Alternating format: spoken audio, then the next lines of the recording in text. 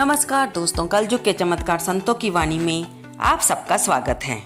आज दिन मंगलवार है, तो मंगलवार का दिन हनुमान जी को समर्पित होता है। तो इस मंगलवार के दिन कुछ लोग मंगला गौरी का व्रत भी रखते हैं और कुछ लोग हनुमान जी का व्रत भी रखते हैं। अगर आपने व्रत रखा है तो हर व्रत में कोई ना कोई कथा हमें उस भगवान से संबंधित अवश्य सुननी चाहिए, ताकि हमारी भक्ति मार्ग में हमारी श्रद्धा बनी रहे। आज हम आपको सुना रहे हैं मंगलवार के दिन भगवान हनुमान जी की ही एक कथा। भगवान श्री राम के मृत्यु वरण में सबसे बड़ी बाधा उनके प्रिय भगत हनुमान जी थे, क्योंकि हनुमान जी के होते हुए जम की भी इतनी हिम्मत नहीं थी कि वो श्री राम जी के पास पहुंच सके। स्वयं श्री राम जी ने तब इसका हल निकाला।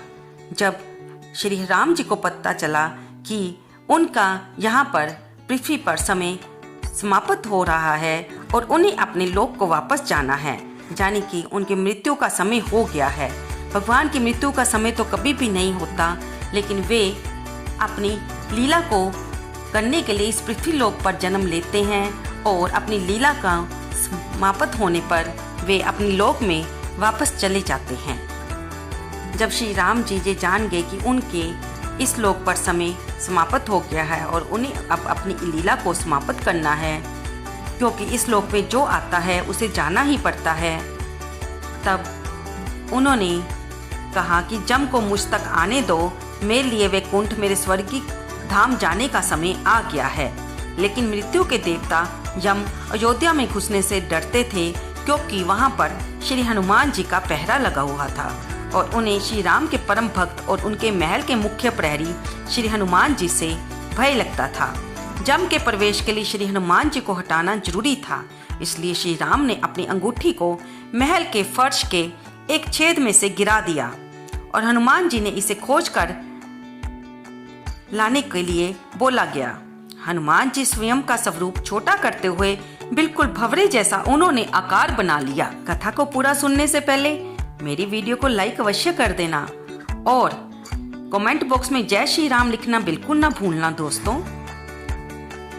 तो जब श्री हनुमान जी ने अपने स्वरूप को बिल्कुल भंवरे जैसा बना लिया और उस अंगूठी को ढूंढने के लिए छेद में प्रवेश कर गए। वह छेद केवल छेद नहीं था, बल्कि वह तो एक सुरंग का रास्ता था जो सांपों के नगर नागलोक तक जाता था। हनुमान नागों के राजा वासुकी से मिले और उन्हें अपने आने का कारण बताया। वासुकी उनकी बात सुनकर मुस्कुराए और वे हनुमान जी को नागलोक के मध्य में ले गए। वहां पर हनुमान जी ने देखा कि वहां पर तो अंगूठियों का पहाड़ जैसा ढेर लगा हुआ था। वासुकी ने हनुमान जी से कहा कि यहाँ पर आपको श्री राम जी की अंगूठी अवश्य मिल जाएगी, कृपया आप उसे ढूंढ लीजिए। हनुमान जी सोच में पड़ गए कि इस अंगूठियों के ढेर में वे उसे कैसे ढूंढ पाएंगे, क्योंकि ये तो भूसे के ढेर में सुई ढूंढने जैसा काम है। लेकिन सौभाग्य से जो पहली अंगूठी उन्होंने उठाई वो श्री राम जी की अंगूठी थी। आश्चर्यजनक रूप से दूसरी भी अंगूठी जो उन्होंने उठाई वह भी श्री राम जी की अंगूठी थी।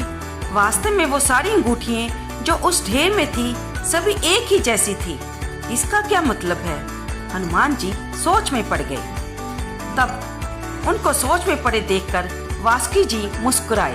हनुमान जी ने उनकी तरफ देखकर प्रश्नवाचक नजरों से पूछा कि आप मुस्कुरा क्यों रहे हैं और कृपया मुझे इन अंगूठियों का भेद बताइए। तब वासुकी जी मुस्कुराए और बोले, जिस संसार में हम रहते हैं वो सृष्टि और विनाश के चक्कर से गुजरती है। इस संसार की प्रत्येक सृष्टि चक्र को एक कल्प कहा जाता है।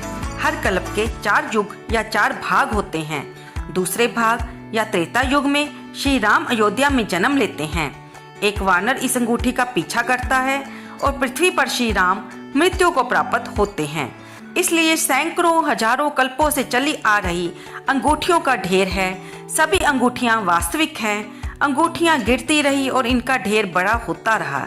भविष्य के रामों की अंगूठियों के लिए भी यहाँ काफी जगह है। हनुमान जी ये सुनकर जान गए कि उनका नागलोक में प्रवेश और अंगूठियों के पर्वत से साक्षात कोई आकस्मिक घटना नहीं थी। ये श्री राम जी का उनको समझाने का मार्ग था कि मृत्यु को आने से रोका नहीं जा सकेगा।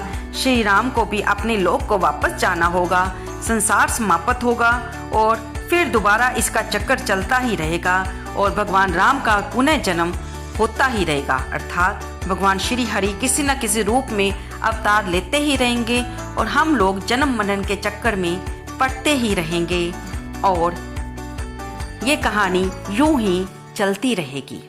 तो दोस्तों, आज ये कथा सुनकर आपको कैसा लगा? क्या आपने ये कथा पहले सुनी हुई है? कृपया कमेंट बॉक्स में अवश्य लिखकर बताएं। और अगर आपको मेरी वीडियो अच्छी नहीं लगती तो डिसलाइक भी कर सकते हैं और उसकी वजह भी अवश्य बताइए।